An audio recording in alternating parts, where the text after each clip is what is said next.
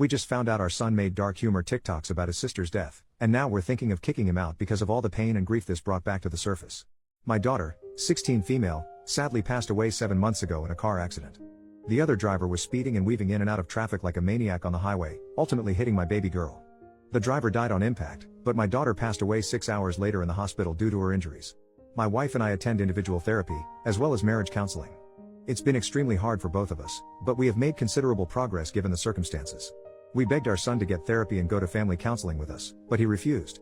He's 19 and in college, so we can't force him to go. Our therapist gave us a list of warning signs to look out for, and he seemed to be coping pretty well with the loss. We decided to let him grieve in his own way. The issue is my wife discovered a video my son made that went viral on TikTok. It was reposted by another account. It was a dark humor video. There was captions that said before and after getting my driver's license, which was her school picture, and then a picture of her gravestone and the totaled car. The 3,000 plus comments were extremely messed up and had similar jokes. We found his account, which had more than one video like this. Us Then versus Now, which had a baby photo of them and then cut to a selfie of him next to her hospital bed before she died. There were in total 5 different posts similar to this, each similarly more disgusting. My wife was inconsolable. She had a severe mental breakdown. I had to take her to the ER so she can be sedated and given fluids due to her vomiting and hyperventilating. I confronted my son, who defended himself saying he uses these videos to cope with her death. That dark humor is the way he grieves. I could barely look at him. I told him to pack his things and stay with his grandparents.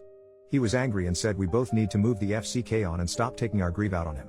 It's been 2 weeks and my wife doesn't want to be anywhere near my son anytime soon. I can't say I disagree. It's been like giant 10 steps back for both our grieving process.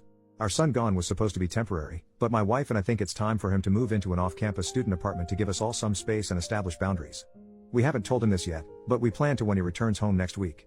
While he was away, he did apologize in a text to both my wife and I. However, he still insists it wasn't wrong for him to post those videos publicly for millions of people to see. He believes we are being too dramatic and taking it too personal.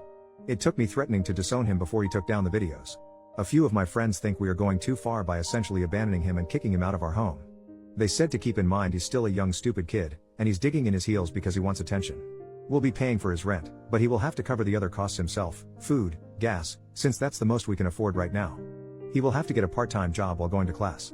We still love our son, of course, but neither of us can handle this right now for the sake of our marriage and mental health. Honestly, I think I need to put my wife first here, and if that means he needs to leave, then I'll do that for her. Plus he's 19, turning 20 soon, so it's not like he's a child. I just feel sort of guilty still and would like some outside thoughts. Update. Firstly, I'd like to send a sincere thank you to everyone who not only commented, but read my original post. This is a very dark and vulnerable time for my family. We are lost, confused and battling with a grief that has consumed us so entirely it hurts to physically breathe most days. Secondly, my son is a good man, son and brother.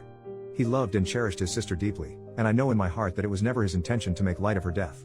Nor would he ever intentionally hurt his mother, myself or anyone. It's been an emotionally exhausting and draining last few hours for both my family and I. However, I am happy to provide a bittersweet update for all the wonderful people who took the time to read my original post. You all helped me realize I needed to act now and fast if I were to ever repair our family. I called my son on the phone after reading the comments. I asked him why he posted those videos. He said he was just hurting.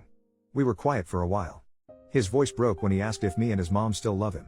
I failed my son. I failed him. What he needed was a father who gave unconditional love, support and protection. He needed his dad. I was too stupid, selfish and angry to see he was hurting more deeply than any of us. We lost our daughter, but he had lost his sister. We needed him to be the strong, mature son for his broken parents. The brave one. The one to shoulder our pain. We took his cry for help as him kicking us while we were down.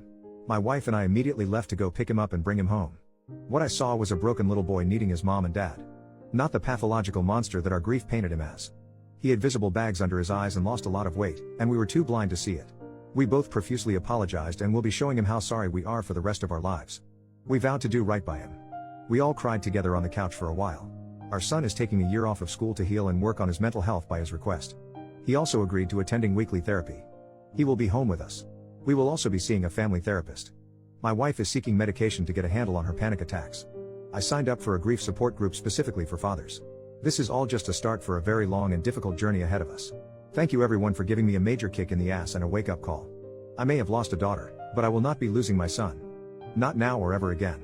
This community can move mountains, and affect the lives of real people facing real issues. I've learned a lot about what grief means for different people. No one's grief is invalid or wrong, and everyone handles it differently. This is a lesson I'll carry with me for the rest of my life.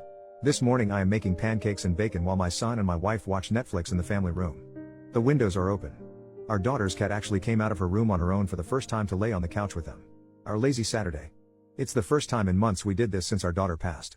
It feels bittersweet. Different.